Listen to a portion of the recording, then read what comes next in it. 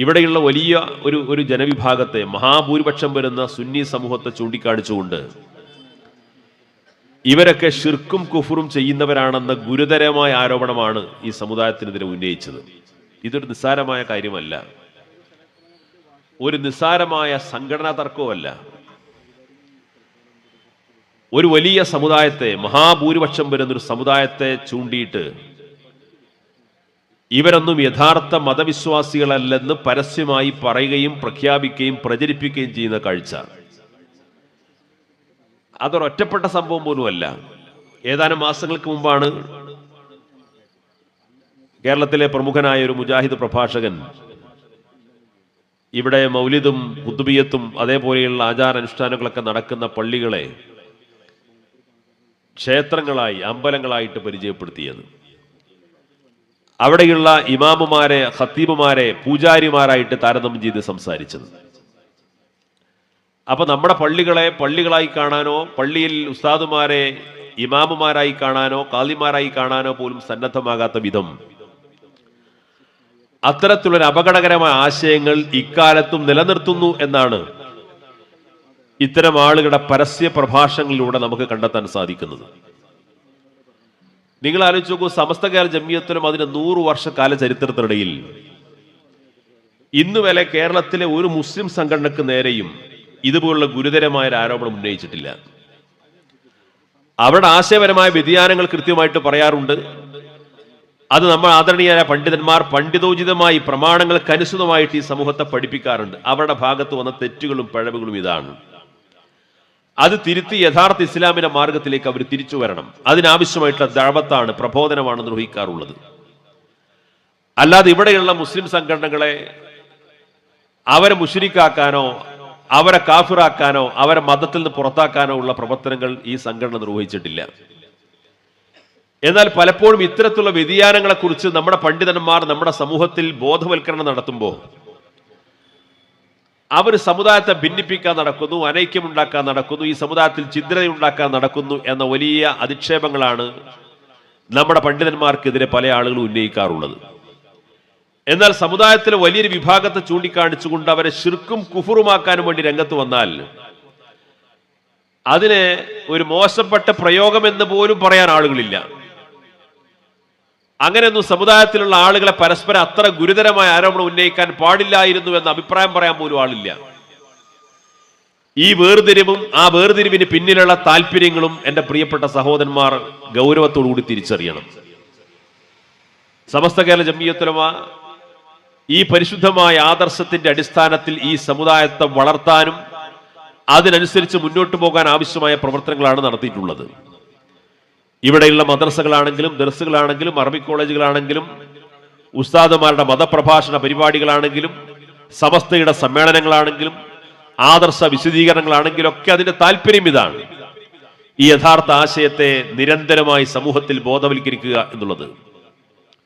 നമ്മുടെ മദ്രസകളിലൂടെയും സ്ഥാപനങ്ങളിലൂടെയൊക്കെ നമ്മുടെ ഉസ്താദുമാർ, നമ്മുടെ പണ്ഡിതന്മാർ, നമ്മുടെ സംഘടന നിർവഹിച്ചുകൊണ്ടിരിക്കുന്ന ഉത്തരവാദിത്വം അതാണ്.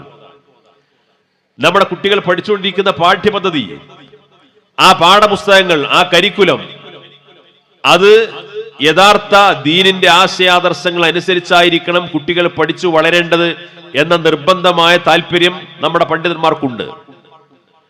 അതിന്റെ കാരണം ഒരു സവിശേഷമായ സാമൂഹ്യ സാഹചര്യത്തിലാണ് നമ്മൾ ജീവിക്കുന്നത്. സ്വതന്ത്ര ചിന്തയെ പ്രോത്സാഹിപ്പിക്കുന്ന, സ്വതന്ത്ര ചിന്തക്കൊക്കെ വലിയ പ്രമോഷൻ ലഭിക്കുന്ന ഒരു കാലമാണ് ഇന്ന്.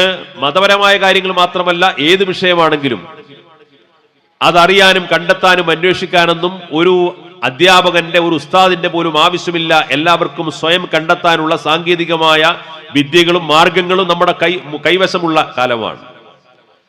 അപ്പൊ സ്വാഭാവികമായിട്ടും ഇതേ ആദർശപരമായ കാര്യത്തിൽ ഒരു കണിശമായ സമീപനം സ്വീകരിച്ചുകൊണ്ട് അതിൽ തന്നെ അടിയുറപ്പിച്ച് നിർത്താൻ ആവശ്യമായ നിരന്തരമായ പരിശ്രമങ്ങൾ സ്വാഭാവികമായി പണ്ഡിത നേതൃത്വത്തിന്റെ ഭാഗത്തുണ്ടാകണം.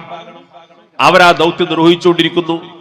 ആ പണ്ഡിത നേതൃത്വം സ്വാഭാവികമായും ആ പണ്ഡിത നേതൃത്വത്തെ അനുസരിക്കുന്ന, ബഹുമാനിക്കുന്ന രക്ഷിതാക്കളും നാട്ടിലെ മഹല്ല് ഭാരവാഹികളുമൊക്കെ ആ ദൗത്യം ഭംഗിയായിട്ട് നിർവഹിക്കും.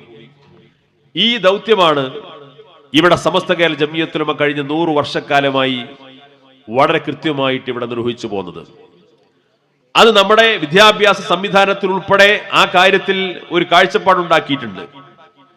സമസ്ത കേരള ജംഇയ്യത്തുൽ ഉലമ ഈ 100 വർഷക്കാലം കൊണ്ട് കേരളത്തിലെ മുസ്ലിം സമൂഹത്തിന് എന്തു സംഭാവന ചെയ്തു എന്ന ചോദ്യത്തിന് ഉത്തരം ആയിരക്കണക്കിന് പള്ളികളുടെയും മദ്രസകളുടെയും ദർസുകളുടെയും അറബി കോളേജുകളുടെയും എണ്ണമല്ല.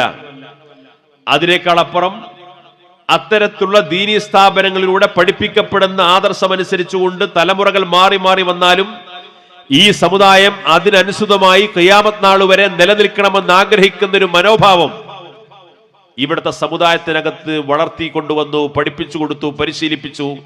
ആ മനോഭാവമുള്ളൊരു മഹാഭൂരിപക്ഷത്തെ ഈ സമുദായത്തിൽ അടിയുറപ്പിച്ച് നിർത്താൻ സാധിച്ചു എന്നുള്ളതാണ്. അഥവാ ഈ വിശ്വാസി സമൂഹത്തിന്റെ ഈമാനിന് കാവൽ നിൽക്കുക എന്ന വലിയൊരു ദൗത്യമാണ് നമ്മുടെ പണ്ഡിതന്മാർ നിർവഹിച്ചത്. ആ ദൗത്യം നിർവഹിച്ചതിന്റെ ഭാഗമായിട്ടാണ് ഇന്നും ഈ ബിദ്അഈ പ്രസ്ഥാനങ്ങൾ അവരുടെ സംഘടനാ വൈഭവങ്ങളും സ്വാധീനങ്ങളും മറ്റു സംഘടനാപരമായിട്ടുള്ള ശാസ്ത്രീയമായ രീതികളും സാങ്കേതിക സംവിധാനങ്ങളൊക്കെ ഉപയോഗിച്ചുകൊണ്ട് എല്ലാ പരിശ്രമങ്ങളും നടത്തിയിട്ടുണ്ടെങ്കിൽ പോലും ഇന്നും കേരളത്തിലെ മഹാഭൂരിപക്ഷം വരുന്ന മുസ്ലിം മുഖ്യധാരയിലേക്ക് കടന്നു വരാൻ അവർക്ക് സാധ്യമായിട്ടില്ല. ഏത് ബിദ്അഈ പ്രസ്ഥാനങ്ങളെന്ന് പരിശോധിച്ച് നോക്ക്. സമസ്ത കേരള ജംഇയ്യത്തുൽ ഉലമ ആശയപരമായി വ്യതിയാനം സംഭവിച്ചവരാണ്. അവരുമായിട്ട് മുസ്ലിം സമുദായം സഹകരിക്കാൻ പാടില്ല, അവരകറ്റി നിർത്തണമെന്ന് പറയപ്പെട്ട ഏത് സംഘടനയുണ്ടോ, ഏത് ആദർശ പ്രചാരകരുണ്ടോ, അവർക്കൊന്നും മുസ്ലിം സമുദായത്തിന്റെ മുഖ്യധാരയിലേക്ക് കടന്നു വരാൻ സാധിച്ചിട്ടില്ല. അതിന്റെ കാരണം എന്താണ്? ദീനുമായി ബന്ധപ്പെട്ട കാര്യത്തിൽ സമസ്ത കേരള ജംഇയ്യത്തുൽ ഉലമ പറയുന്നതാണ് അന്തിമമായ തീർപ്പ് എന്ന് വിശ്വസിക്കുന്നവരാണ് കേരളത്തിലെ മഹാഭൂരിപക്ഷം വരുന്ന മുസ്ലിങ്ങൾ. നമ്മുടെ പള്ളികളിലൂടെ, മദ്രസകളിലൂടെ, ദർസുകളിലൂടെ, വിവിധ വിദ്യാഭ്യാസ സ്ഥാപനങ്ങളിലൂടെയും സംരംഭങ്ങളിലൂടെയും ഈ ആശയമാണ് കൃത്യമായിട്ട് സമസ്ത കേരള ജംഇയ്യത്തുൽ ഉലമ പഠിപ്പിച്ചുകൊണ്ടിരിക്കുന്നത്. ബിദ്അഈ പ്രസ്ഥാനങ്ങളെ കുറിച്ച് പതിറ്റാണ്ടുകൾക്ക് മുമ്പ് തർക്കുൽ മുവാലാത്ത് പോലുള്ള കണിശമായ സമീപനങ്ങൾ നമ്മുടെ പണ്ഡിതന്മാർ സ്വീകരിച്ചിരുന്നു. നമ്മളെ പോലുള്ള സാധാരണക്കാർക്ക് അവരൊന്നും ഈ ബിദ്അഈ പ്രസ്ഥാനങ്ങളിൽ എത്തിപ്പെട്ട് നമ്മൾ അപകടകരമായ ആശയങ്ങളിലേക്ക് എത്തിപ്പെടാതിരിക്കാൻ വേണ്ടി പണ്ഡിതന്മാർ പറഞ്ഞു, നിങ്ങൾ ബിദ്അഈ പ്രസ്ഥാനങ്ങളുമായിട്ട് അടുക്കാൻ പാടില്ല, അവരുമായിട്ട് പരിധി വിട്ട് സഹവസിക്കാൻ പാടില്ല, അവരിൽ നിന്നൊക്കെ അകന്നു നിന്ന് നമ്മുടെ വിശ്വാസവും ആചാരവും അനുഷ്ഠാനവും ഒക്കെ നിലനിർത്തിക്കൊണ്ട് മുന്നോട്ട് പോകണം എന്ന് പറഞ്ഞു. ഇത് പറയുമ്പോൾ മുസ്ലിം സമുദായത്തിൽ ഭിന്നിപ്പുണ്ടാക്കാനാണ് ഈ മുസ്ലിംമാർ ശ്രമിക്കുന്നത് എന്ന് പലരും തെറ്റിദ്ധരിച്ചു. നമ്മൾ അറിയേണ്ടത് ഈ ബിദ്അഈ പ്രസ്ഥാനങ്ങളും നമ്മളും തമ്മിൽ അഭിപ്രായ വ്യത്യാസം ഒരുപക്ഷെ സാധാരണക്കാർക്കിടയിൽ ആചാരപരമായ അനുഷ്ഠാനപരമായ ചില സംഗതികളാണ് എന്ന് തോന്നി. ഖുതുബയുടെ ഭാഷ ഏതായിരിക്കണം, സ്ത്രീകൾ ജുമാഅത്തുകൾക്ക് പള്ളിയിൽ പോകാൻ പാടുണ്ടോ ഇല്ലയോ, അല്ലെങ്കിൽ കൂട്ടുപ്രാർത്ഥന പാടുണ്ടോ, സുബഹിക്ക് ഖുനൂത്ത് ഓതാൻ പാടുണ്ടോ, ഇങ്ങനെയുള്ള നമുക്കിടയിലുള്ള ആരാധനാപരമായ അനുഷ്ഠാനപരമായ കാര്യത്തിലാണ് മുസ്ലിം സമുദായവും ഈ അവാന്തര വിഭാഗങ്ങളും തമ്മിലുള്ള അഭിപ്രായ വ്യത്യാസം എന്ന ധാരണയാണ് പലർക്കുമുള്ളത്. അതൊരു അഭിപ്രായ വ്യത്യാസം തന്നെയാണ്. പക്ഷേ അത് മാത്രമായിരുന്നുവെങ്കിൽ എന്റെ പ്രിയപ്പെട്ട സഹോദരന്മാർ ഗൗരവത്തോട് ചിന്തിക്കണം. അത് മാത്രമാണ് ഈ ബിദ്അഈ പ്രസ്ഥാനങ്ങളും നമ്മളും തമ്മിൽ അഭിപ്രായ വ്യത്യാസമെങ്കിൽ അത് സമുദായത്തിനകത്തുള്ള പ്രശ്നമായിട്ട് അവസാനിപ്പിക്കാം. അതാ സമുദായത്തിൽ എന്തൊക്കെ പ്രശ്നമുണ്ട്, അവര് തമ്മിലുള്ള ആഭ്യന്തര പ്രശ്നമാണ്, ഇവിടെ വേറെ ആരും ബാധിക്കൂല. എവിടെയെങ്കിലും അടിപിടി ഉണ്ടായാലും ഒരു ക്രമസമാധാന പ്രശ്നം എന്നതിനേക്കാൾ അപ്പുറം ഇത് പുറത്തേക്ക് വ്യാപിപ്പിക്കില്ല. പക്ഷേ നമ്മുടെ പണ്ഡിതന്മാർ എത്ര ദീർഘദൃഷ്ടിയോടുകൂടിയാണ്, എത്ര ദീർഘവീക്ഷണത്തോടു കൂടിയാണ് ഇത്തരം പ്രസ്ഥാനങ്ങളെ അകറ്റി നിർത്തണം, അവരുമായിട്ട് സഹവസിക്കാൻ പാടില്ല എന്ന കാഴ്ചപ്പാട് പറഞ്ഞതിന്റെ അതിന്റെ ഗൗരവം ഇപ്പോഴാണ് പുറത്തു വരുന്നത്. നിങ്ങൾക്ക് ഓർമ്മയുണ്ടാകും, ഏതാനും 4-5 വർഷം മുമ്പാണ് ലോകത്തുടനീളം ഇസ്ലാമിക് സ്റ്റേറ്റ് എന്ന് പറയുന്ന ഒരു സംഘടന രൂപം കൊണ്ടു. അബൂബക്കർ ബഗ്ദാദിയുടെ നേതൃത്വത്തിൽ ISIS എന്ന പേരുള്ള ലോകത്ത് ഇസ്ലാമിക രാജ്യം സ്ഥാപിക്കാൻ വേണ്ടി ഇറങ്ങിപ്പുറപ്പെട്ട ഒരു ഭീകര സംഘടന പലയിടങ്ങളിൽ സ്ഫോടനങ്ങൾ നടത്തുന്നു, അക്രമങ്ങൾ നടത്തുന്നു, നിരപരാധികൾ കൊല ചെയ്യപ്പെടുന്നു. അത് ഏതെങ്കിലും പ്രദേശത്ത് മാത്രമല്ല, ലോകത്തിന്റെ വിവിധ ഭാഗങ്ങളിൽ മുസ്ലിങ്ങൾ ഭൂരിപക്ഷമോ ന്യൂനപക്ഷമോ എന്ന് നോക്കാതെ പല സ്ഥലങ്ങളിലും ഈ ഭീകര സംഘടനയുടെ പ്രവർത്തനങ്ങൾ വ്യാപിക്കുന്നു. സ്വാഭാവികമായും ലോകത്തിന്റെ പലയിടങ്ങളിലും ഒരേ രീതിയിലുള്ള ഇത്തരം പ്രവർത്തനങ്ങൾ വ്യാപിച്ചപ്പോ അതിനെക്കുറിച്ച് സൂക്ഷ്മമായിട്ട് അന്വേഷിക്കാനും പഠിക്കാനും പലരും തയ്യാറായി. പല ഓരോ രാജ്യങ്ങളുടെയും ക്രമസമാധാനവും ആഭ്യന്തര സുരക്ഷയൊക്കെ കൈകാര്യം ചെയ്യുന്ന അവിടുത്തെ സർക്കാർ സംവിധാനങ്ങൾ, ചരിത്രാന്വേഷകർ, മാധ്യമപ്രവർത്തകർ, സാമൂഹ്യ നിരീക്ഷകന്മാർ ലോകത്ത് ഇതേപോലെയുള്ള ഈ അക്രമ പ്രവർത്തനങ്ങൾക്ക് നേതൃത്വം നൽകുന്ന ആളുകളെ കുറിച്ച്, അതിന്റെ സംവിധാനത്തെക്കുറിച്ച് അന്വേഷിക്കാൻ തയ്യാറായി. ഈ അന്വേഷണങ്ങൾക്കൊടുവിൽ സമസ്തകാല ജമിയത്തുലമ അല്ല അന്വേഷിച്ചത്. ഈ അന്വേഷണങ്ങൾക്കൊടുവിൽ ലോകത്തുള്ള നൂറുകണക്കിന് പണ്ഡിതന്മാർ, ഏകദേശം 100-ലധികം വരുന്ന പണ്ഡിതന്മാർ ഏകകണ്ഠമായ ഒരു പ്രസ്താവന തന്നെ ഇറക്കി. ISIS എന്ന് പറയുന്ന ഈ സംഘടനയുമായിട്ട് മുസ്ലിങ്ങൾക്ക് ബന്ധമില്ല, ഇസ്ലാമിന് ബന്ധമില്ല, അതിനെ ഇസ്ലാമിന്റെ ഭാഗമായിട്ട് ആരും കാണേണ്ടതില്ലെന്ന് 160ഓളം വരുന്ന പണ്ഡിതന്മാർ ഒരുമിച്ച് ഒപ്പിട്ടിട്ട് പ്രസ്താവന ഇറക്കി. ലോകത്തെ വിവിധ രാജ്യങ്ങളിലുള്ള അഹ്ലു സുന്നത്ത് വൽ ജമാഅയുടെ പണ്ഡിതന്മാർ. അതിന് പുറമെ ഒരുപാട് ഇതുമായി ബന്ധപ്പെട്ട അന്വേഷണ റിപ്പോർട്ടുകളും പഠനങ്ങളും അതുപോലെ ബന്ധപ്പെട്ട സർവേകളൊക്കെ പുറത്തു വന്നു. ഇവർ നാട്ടിൽ നടത്തിക്കൊണ്ടിരിക്കുന്ന പ്രവർത്തനങ്ങളെ കുറിച്ചുള്ള വിവരങ്ങൾ പുറത്തു വന്നു. എല്ലാവരും പറഞ്ഞു ഇത് അപകടകാരികളാണ്. ഇവർ ഇസ്ലാമിക് സ്റ്റേറ്റ് എന്നാണ് പേര്. അബൂബക്കർ ബഗ്ദാദി എന്ന ഒരാളാണ് ഇതിന്റെ സ്ഥാപകനെന്ന് അവകാശപ്പെടുന്നു. ലോകത്ത് ഇസ്ലാമിക രാജ്യം സ്ഥാപിക്കാൻ വേണ്ടി ചെയ്യുന്ന എന്താണെന്നറിയോ? ഷെയ്ഖ് റിഫായി തങ്ങളെ പോലെയുള്ള വലിയ വലിയ സൂഫി വര്യന്മാരുടെ, ഇമാമുമാരുടെ മക്ബറ ബോംബ് വെച്ച് തകർക്കുക.